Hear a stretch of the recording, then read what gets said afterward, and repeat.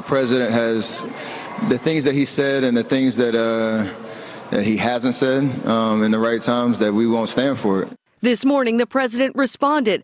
Going to the White House is considered a great honor for a championship team. Stephen Curry is hesitating, therefore invitation is withdrawn. It's just kind of beneath, I think, a leader of a country to go that route.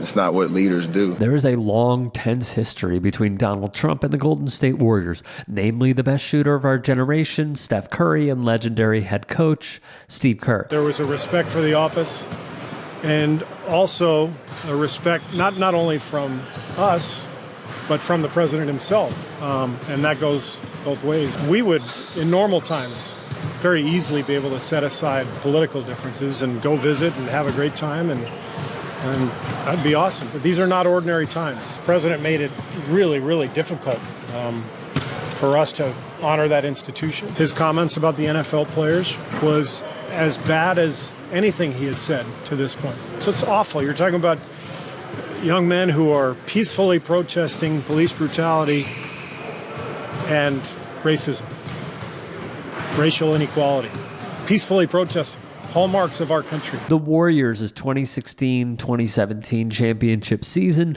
cemented their place at the top of Trump's list of most hated sports figures and organizations, right alongside Colin Kaepernick, Megan Rapinoe, and the United States women's national team, plus LeBron James, just to name a few. Instead of wasting their time and giving some undeserved positive PR to a petulant racist like Trump, the Warriors decided to use their time in Washington in a much more productive way. African-American history and culture. So instead, Curry and the rest of the team spent Tuesday with local kids at the Smithsonian's African American History Museum.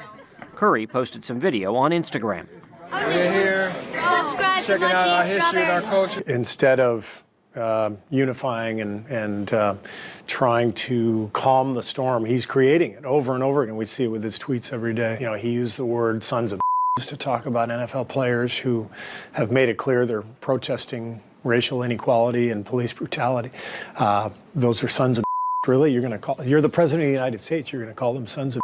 This was the perfect response from Kerr, not only because it shows the blatant hypocrisy of Trump and the Republicans latching on to an anti-free speech stance while posturing as the party that protects freedom, but looking back on it now, it also revealed how the right wing would react to the larger Black Lives Matter protest movement and the numerous demonstrations that led up to the protests of George Floyd's murder. Trump's rhetoric is exacerbating everything.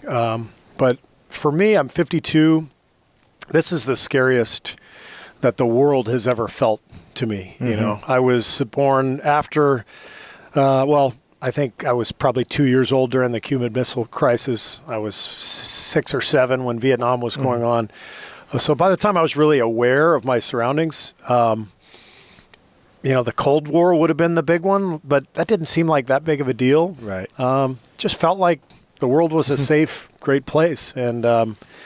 And that's changed for me and my perception, and not just the last few years, but over about the last, 20, 25. It is truly sad and a terrible reflection on our country that something said almost 7 years ago is still just as relevant as it is today, especially when the person he's referring to, Donald Trump, still has a legitimate shot at ascending to the presidency yet again and finishing what he started the first time around. Are the Chinese wrong to be putting pressure on the NBA, sir? Well, the NBA is a different thing. I mean, I watch this guy, Steve Kerr, and he was like a little boy. He was so scared to be even answering the question. He couldn't answer the question. He was shaking. I don't know. He didn't know how to answer the question. And yet he'll talk about the United States very badly. I watched the way that, like, Kerr, and Popovich, and some of the others were pandering to China, and yet to our own country, it's like they don't respect it.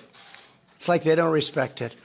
I said, what a difference. Isn't it sad? Now, after years of dormancy, the beef between Kerr and Trump has been reignited, with the coach speaking at the Democratic National Convention in Chicago. So the last time I was in a packed basketball arena was in Paris, France. 9 days ago, some of the best players on earth, 12 incredible American men, came together to win Olympic gold. And the next night, I was back in that same building watching 12 more of the best players on earth. Our incredible American women do the same thing. And I cannot think of a better metaphor for what this country is all about than the way Team USA came together at the Olympics. We had players from across our wonderful country, players who have trained and fought relentlessly, shed tears trying to beat one another throughout their careers, joining forces to wear the red, white, and blue.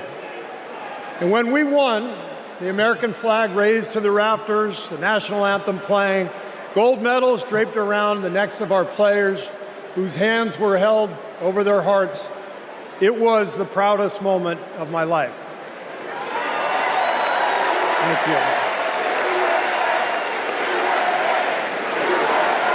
From the vibes of the arena and Kerr's rhetoric alone, you could see how different the DNC crowd is from what we saw at the RNC. The USA chant takes on a whole different meaning when it's not juxtaposed with mass deportation signs and white nativist policy positions. Is that as a coach and former player, as a husband, a son, a father, even a grandfather, and as an American, I believe in a certain kind of leadership. I believe that leaders must display dignity. I believe that leaders must tell the truth. I believe that leaders should be able to laugh at themselves. I believe leaders must care for and love the people they are leading. I believe leaders must possess knowledge and expertise, but with the full awareness that none of us has all the answers. And in fact, some of the best answers often come from members of the team. And if you look for those qualities in your friends or your boss or an employee or your child's teacher or your mayor, then shouldn't you want those same qualities in your president? And when you think about it that way, this is no contest. By the way, coach to coach, that guy's awesome. Leadership, real leadership. Not the kind that seeks to divide us, but the kind that recognizes and celebrates our common purpose. Think about what our team achieved with 12 Americans in Paris, putting aside rivalries to represent our country. Now imagine what we could do with all 330 million of us playing on the same team. Not as Democrats, not as Republicans, not as libertarians, but as Americans who know the greatness of this nation doesn't come from any one of us, but from each of us doing our part to build a more perfect union. While we have some valid reservations about the Harris-Walz ticket with how they will respond to calls to stop the ongoing genocide and our tax dollars funding in Gaza, how the administration plans to quell the power of corporations and special interests and pushing the party platform further to the left, we're leaving the door open for them to prove all of us wrong. After the results are tallied that night, we can, in the words of the great Steph Curry, we can tell Donald Trump, night, night. Thank you. If you can and are willing, please become a paid member here at TYT Sports. And or go to tyt.com/join. In addition, you can follow me on Twitter, Instagram, and TikTok. Appreciate it. Have a great day.